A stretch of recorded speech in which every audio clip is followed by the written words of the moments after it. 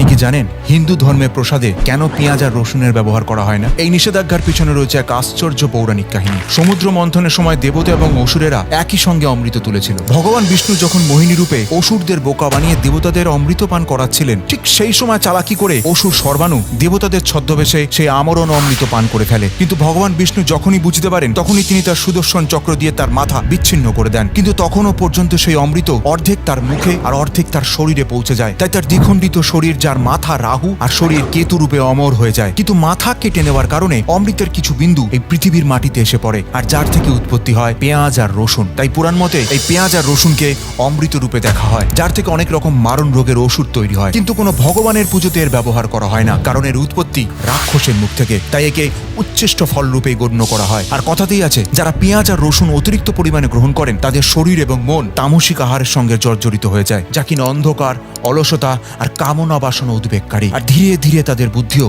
রাক্ষসের মতো হয়ে যায়। বাকিটা আপনাদের কমেন্টে শুনবো।